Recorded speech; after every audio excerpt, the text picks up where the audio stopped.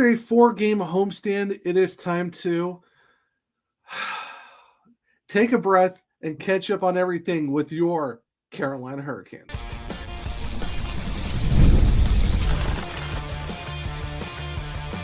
Your Locked On Hurricanes, your daily podcast on the Carolina Hurricanes. Part of the Locked On Podcast Network, your team every day. Welcome to a Thursday edition of Locked On Hurricanes, your team every day, part of the Locked On Podcast Network. Thank you to the Everyday for making this your first listen of the day. 5 days a week, Monday by talking everything about your Carolina Hurricanes. I'm your host, Zach Martin. I'm the credentialed Carolina Hurricanes beat writer over at the High Cards. I'm also the co-host of the Surgecast, which is a weekly Carolina Hurricanes podcast, along with all my duties here at Locked On Hurricanes. Like I said at the top of the show, it's time to take a breath and basically kind of look at where we're standing at right now with your Carolina Hurricanes in the standings overall, not just for the division, but also the Eastern Conference and also the NHL at large. Going to do a player stat update and see where everyone is at the time. And then at the end of the show, give my overall thoughts to the first 31 games of the season for your Carolina Hurricanes. But before we jump into all that, you can start the season with a bigger turn on FanDuel. New customers can place a $5 bet and you'll get started with $150 in bonus bets if you win your first $5 bet. Visit FanDuel.com to get started. Now, like I said, the Hurricanes just came off a 4-game homestand, winning 3, lost 1. Of course, that was in the shutout loss against the Senators last week. Coming on Sunday, they beat the Columbus Blue Jackets, and then they come out on Tuesday night to win 4-0 over the New York Islanders. And, you take a 6 off a possible 8. You would love to take 8 out of 8, but honestly, taking 6 out of 8 is not a bad thing either, especially where you're at. 20 wins on the season. You have 13 of those at home. I was wrong on the other show for Wednesday. It wasn't 12. It was actually 13 wins, so my apologies. All these games are just coming together.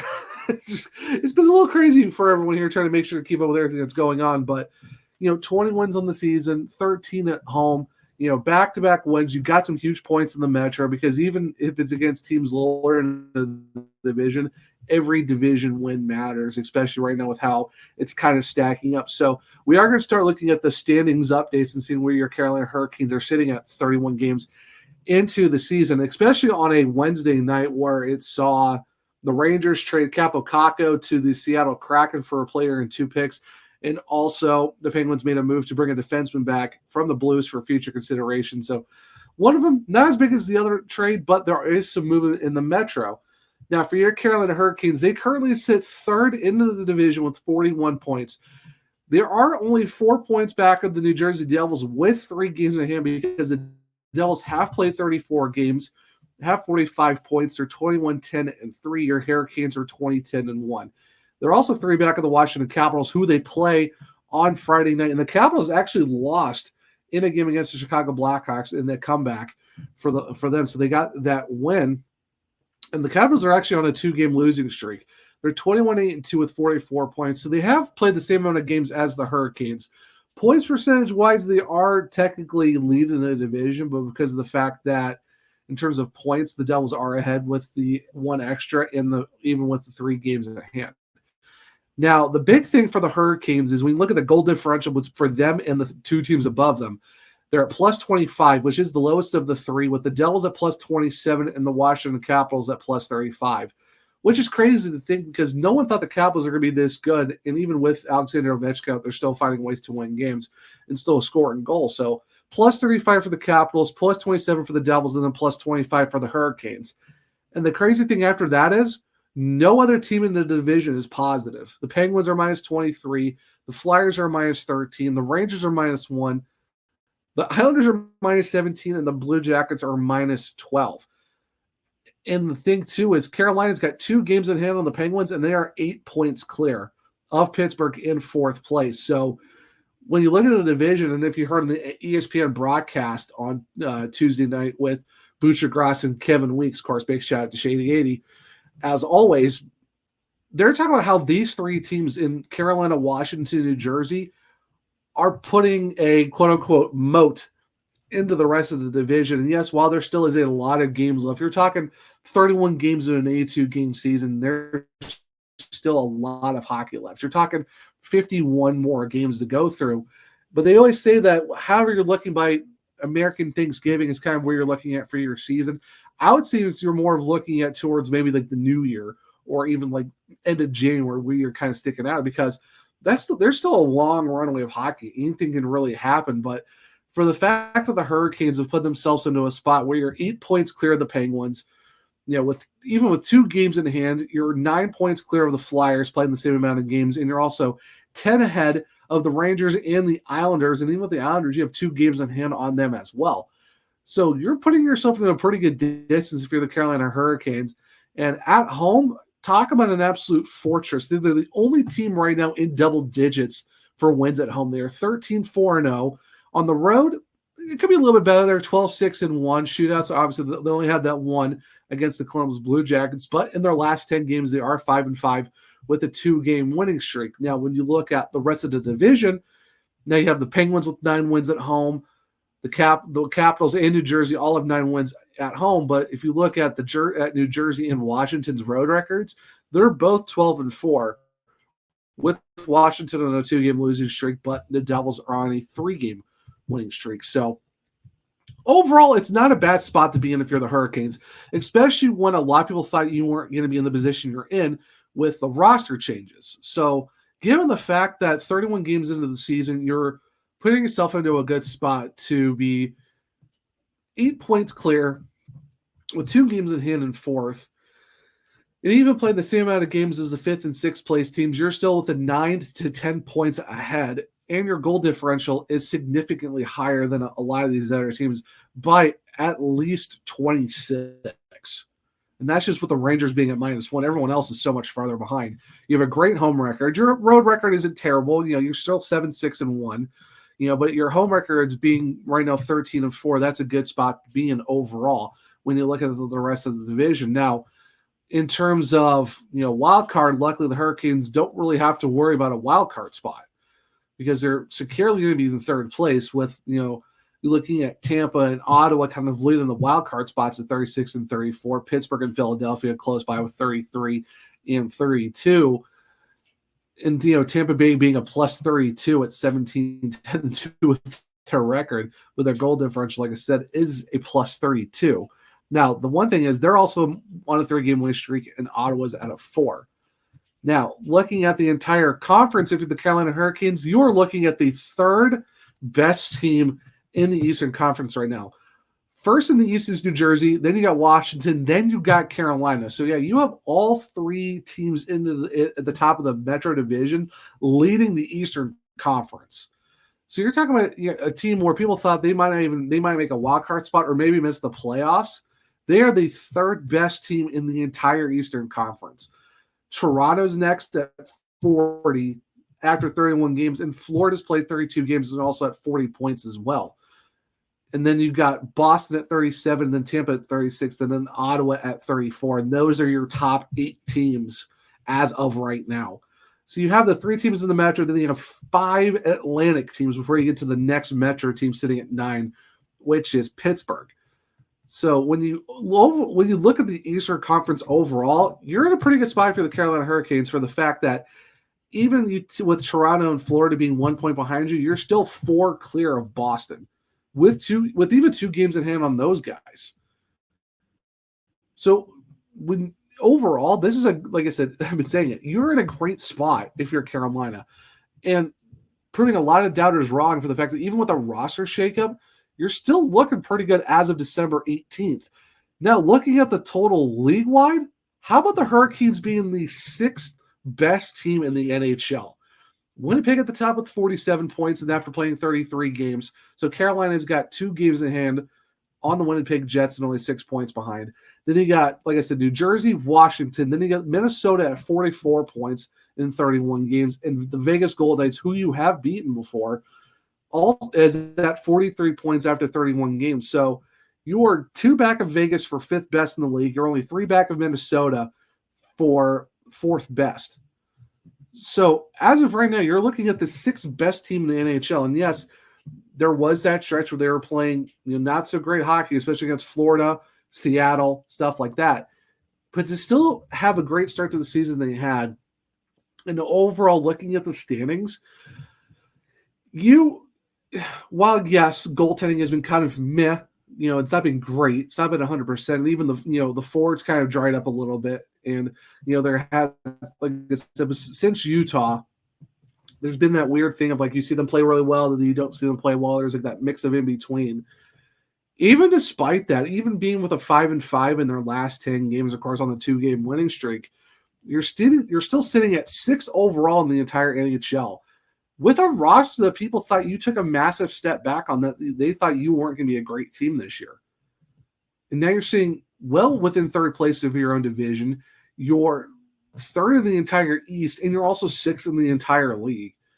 So that's something to put your hat on. You got to give props to Eric Tulsky and Darren York, the rest of the front office, Rod Brennamore and its coaching staff, to putting yourself in a spot with this roster to where, you don't have Shane Pesce around anymore. Yes, you lost Nason. Yes, you lost Teuvo Teravainen.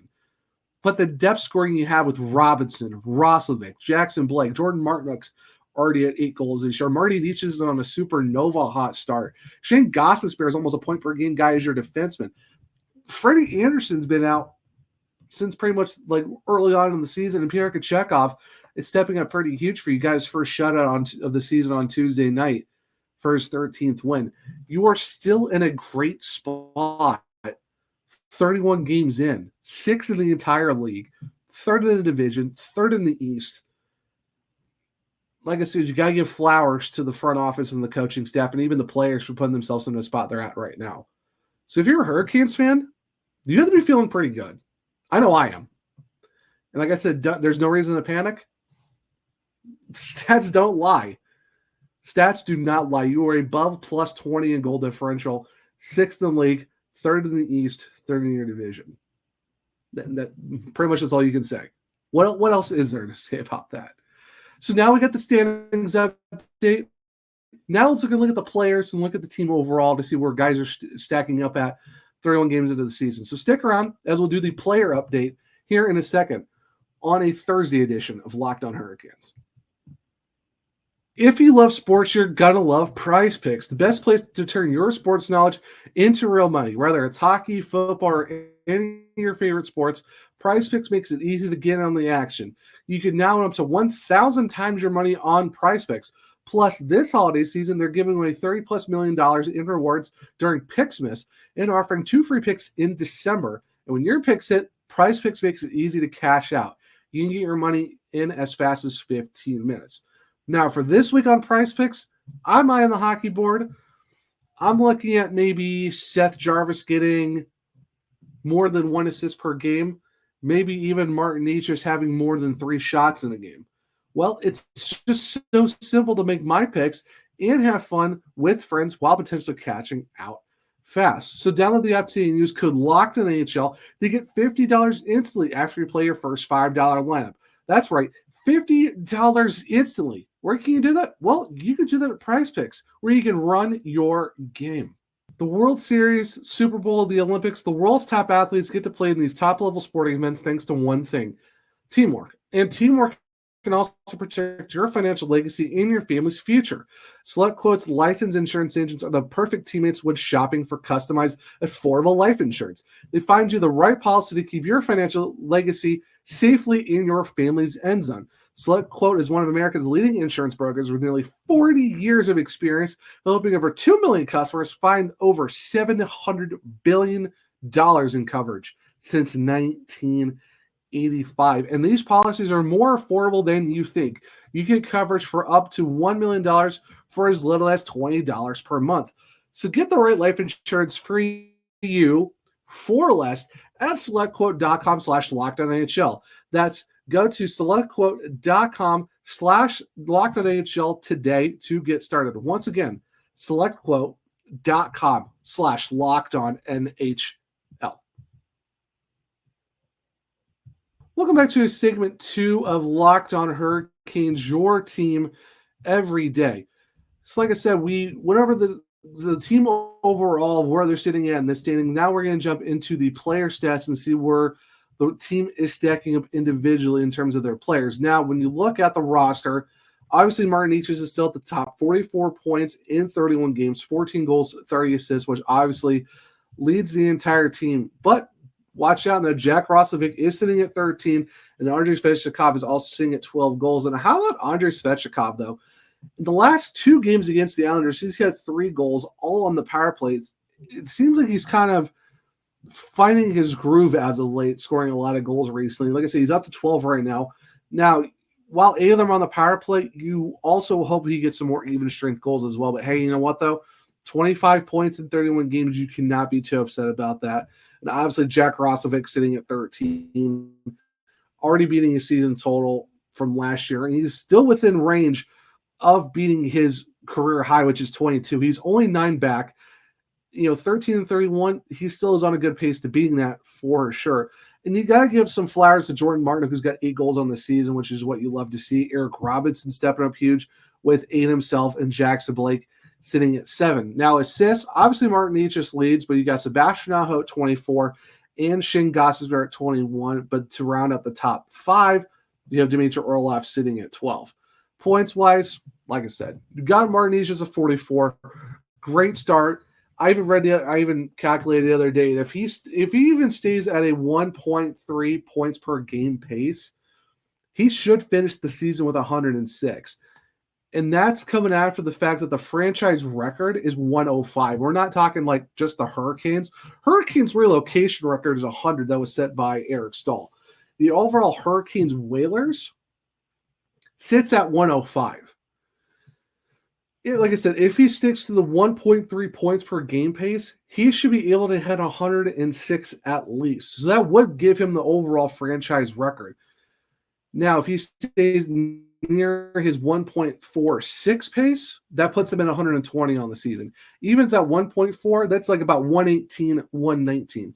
So as of right now, Martin Necas is either if it's a 1.3 or a 1.4, you're still looking at an overall franchise points record with him just for the season he's having right now, which is just amazing to watch.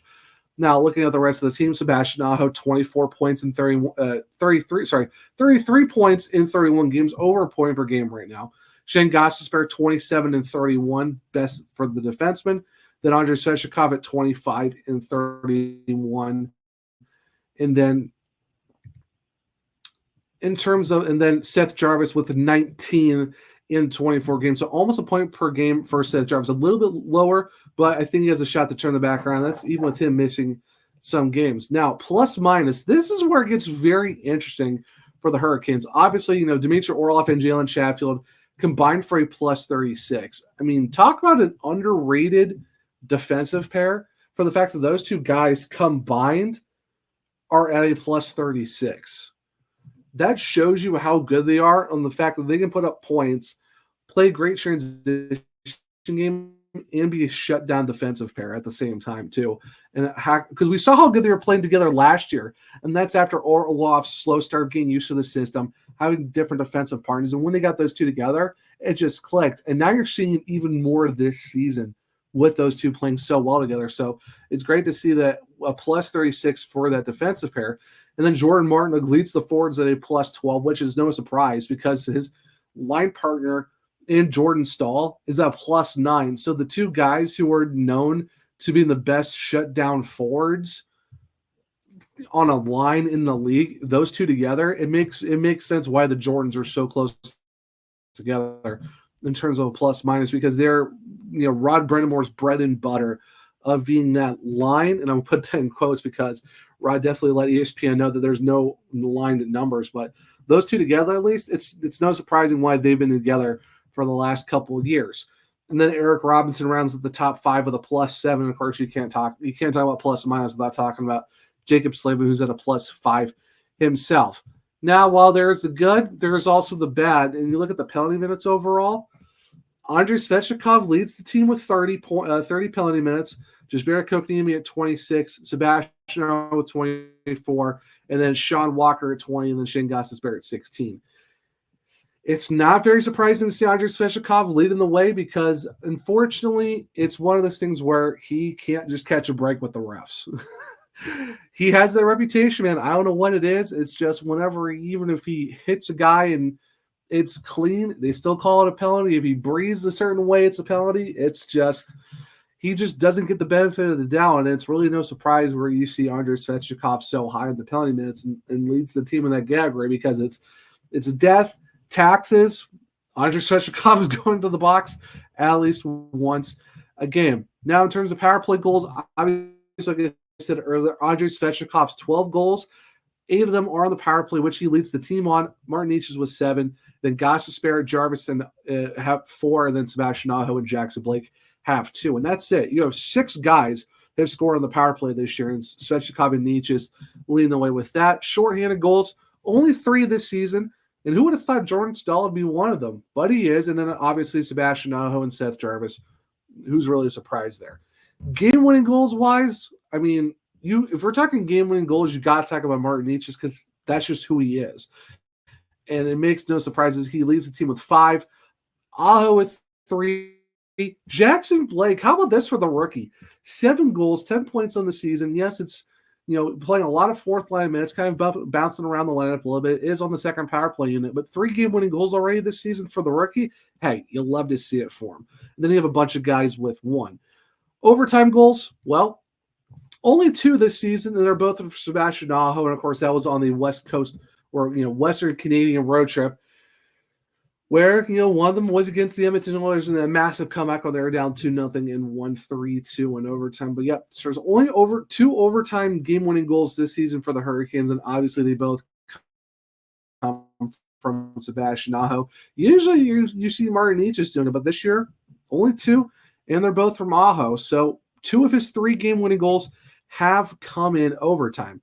Now, talking about the 4 and the skaters, let's talk about goaltenders. Well, on the season, Pierre Kochetkov has played the most games with 19. Spencer Martin, who's back in the NHL, has got 9. Then Frederick Anderson with 4. Then Dustin Tokarski and Jan Pretz all played in the game.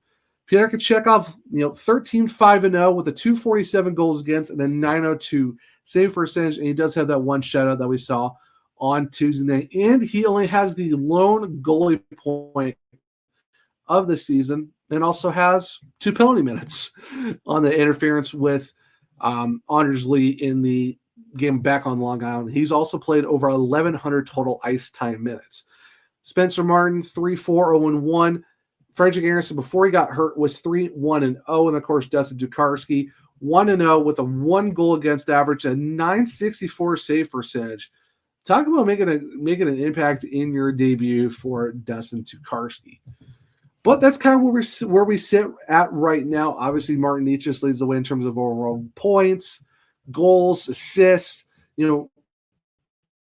Power play goals does go to Andrei Svechnikov. Overtime goes to Sebastian Aho. Game-winning goals, as well from just how those guys have been playing. But goalies, obviously, Pierre Kochetkov right now is going to be leading the way in terms of the entire team, which is really no surprise. But in the comments, let me know what your biggest surprises of the season so far for the Hurricanes, and maybe if it's goaltending or maybe it's one of the forwards or defensemen. Let me know what you think is your biggest surprises of the season so far as for the Carolina Hurricanes in the comments below. Now we've done the player stats update. Now I'm going to give my overall thoughts 31 games into the season. So stick around as I will give my thoughts on all of that here in a second on a Thursday edition of Locked On Hurricanes. Get ready to tackle the NFL action with FanDuel, America's #1 sportsbook, because right now, new customers can bet $5 to get $150 in bonus bets if you win. The FanDuel Sportsbook app gives you everything you need to place live bets on the NFL all in one place. So when you get up a hunch in the middle of a game, you can check out the latest stats, view live play-by-play, and so much more on the same page where you place your bets. Just visit FanDuel.com to join today. You'll get started with $150 in bonus bets if you win your first $5 bet. That's FanDuel.com. Never waste a hunch and make it every moment more with FanDuel, an official sportsbook betting partner of the NFL. Welcome back to segment 3 of Locked On Hurricanes, your team every day. So like I said at the end of segment 2, just going to give my overall thoughts of where the Hurricanes stand at 31 games into the season. Yes, I know we still got 51 more games to go. It's so many games. We're in the middle of December. Still got to get through the Four Nations in February. Got to get through the trade deadline on March 7th. We got the playoffs at the middle of April. You're looking at the end of May, early June, somewhere around there with the Stanley Cup playoff, the Stanley Cup final, and all that, or even way later than that, just because of how it was last year, where it was the Stanley Cup final at the very end of June, and all of a sudden it's July 1st, a week later. 24/7, 24/7 hockey, 365 days a year, it seems like. But overall, I still stand on the fact that this is not a panic season right now for the Hurricanes, especially where we're at right now.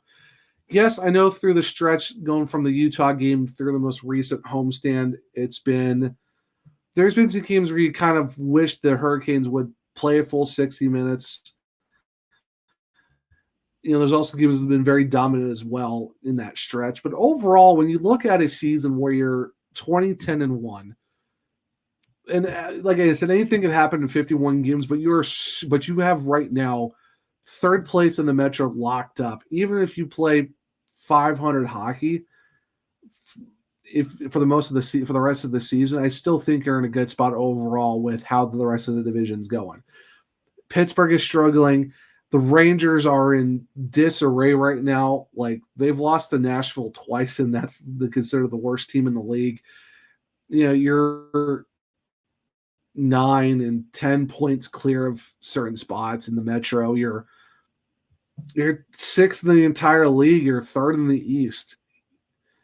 This isn't a panic. There's no reason to panic right now. Yes, there might be some bad games, but everyone has a bad game. Like, welcome to the NHL. This is the NHL where anyone can beat anyone. I mean, look at the Jets. The Jets were 9-0 at one point, and they went on a stretch of losing 4 games in a row. A lot of people thought the Rangers are going to be in a lot better spot, and they have really struggled as of late. So if you're a Hurricanes fan, I think you should be feeling pretty good right now, even with the fact that it's been an up and down, last few weeks dating back to the middle of November. Yes, would you like to see more complete games, maybe a few extra wins? Sure, but you're still 10 games over 500.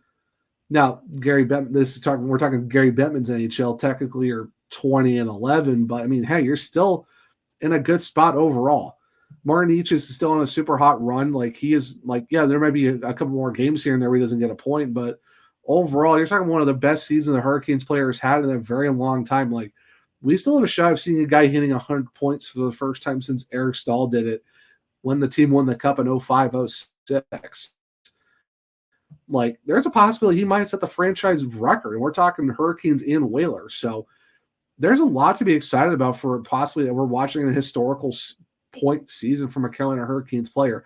Even if he doesn't win the Art Ross and all of that, at least you can say that you saw one of the most epic seasons in so long for one individual player. Pierre Kochetkov has been playing some really great hockey. Yes, he's led in some softies, but I mean, who hasn't in this league? Igor Shesterkin is probably one of the highest paid goalies, and he's had some bad games as well. So I mean, overall, when you look at where the Hurricanes sit, I think you should be feeling pretty good. I know I am. Yeah, there are some nights where you wish it was a little bit better. Yeah, I mean, who doesn't? I mean, not every night's going to be perfect. Even Rod Brind'Amour knows that. And even the guys know that. But overall, I mean, they've been playing some really solid hockey this season. Like I said, you're plus 25 in goal differential. You're 13-4-0 at home. You are, like I said, you're right now securely in a great spot for third in the Metro, and you're putting some distance on the Penguins. You're putting distance on the Rangers and even the Islanders and the Flyers. You're in a great spot. Now, obviously, they need to keep it up. I wouldn't be surprised if Eric Tulsky and Darren York and the rest of the front office are still looking at moves, maybe to tinker the lineup. I know some people are still clamoring for a goaltender, but hey, Dustin Tokarski did play really well. Is it a long-term solution? Probably not. But if you're going to use him and Piotr to wait until Anderson's back, that's probably what they're going to do. The Hurricanes aren't a team that are going to make a knee-jerk reaction and go get a move.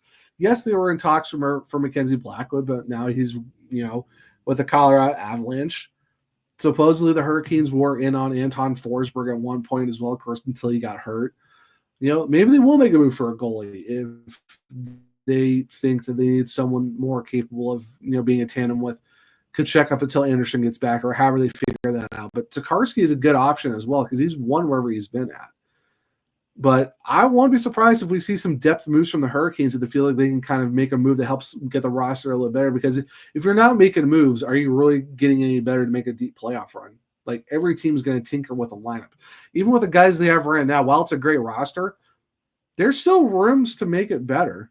Like, I would not be surprised if we see a move from the Carolina Hurricanes come the trade deadline.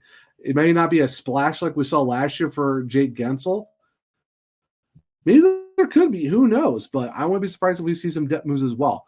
Probably not a defense. Maybe it's a goalie. Maybe it's another forward to bring in for some depth help on the wing, or maybe a center that they really need as well. So who really knows? But as of right now, you can't be upset where the Hurricanes are at. And I know there's still a lot of people who are kind of like, we still might need a goalie. We still, they're still kind of struggling. While they're playing great now, they had that long stretch. And it makes sense and all valid points as well. But if you look at where you sit, you're in a lot better spot than a lot of other teams right now. Like I said, the rest of the division is struggling right now.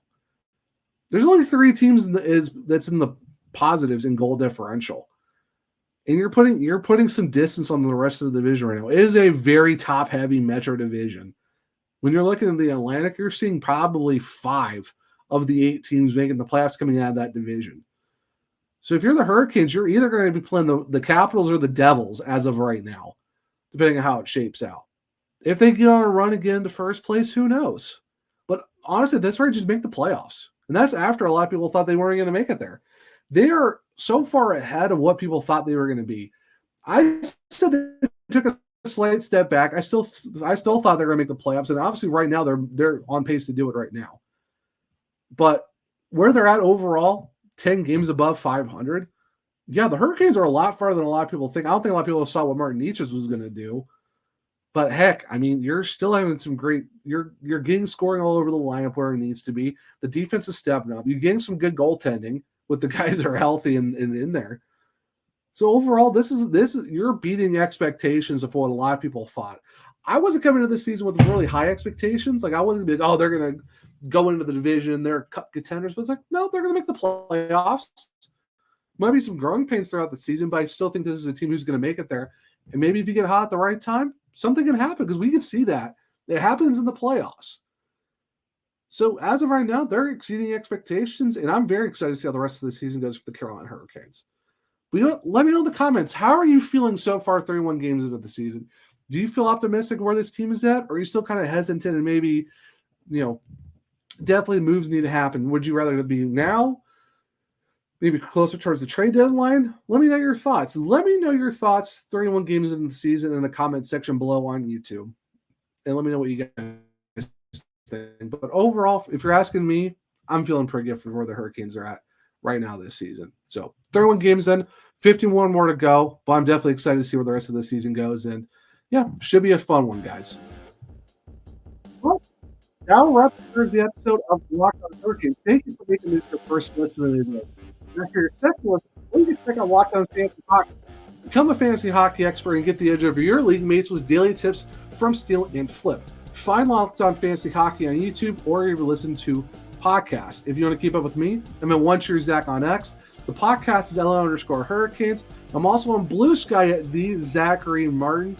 I do have a link to both of my bios where you can check out my articles at the Hockey Writers, or just go to thehockeywriters.com, search Zach Martin, you'll find my author page, and you can check out all my articles over there. If you want to check out my other show, well, just go to the search cast on all podcast platforms and on YouTube. For this show, well, Apple, Spotify, Google, wherever you listen, Locked On Hurricanes. Follow, subscribe, leave a 5-star rating and review, because if you do, I might just read it on the show. For YouTube, Locked On Hurricanes. Subscribe, hit the bell notification so you don't miss the show. Hit the thumbs up button. Let me know if you like the show as well. And like I said, in the comments, who's your surprise Canes player so far this season, and how are you feeling 31 games into the 24-25 season as well? But I hope everyone enjoyed the Thursday episode of Locked On Hurricanes. Hope everyone enjoys their Thursday. And until next time, as always, let's go Canes.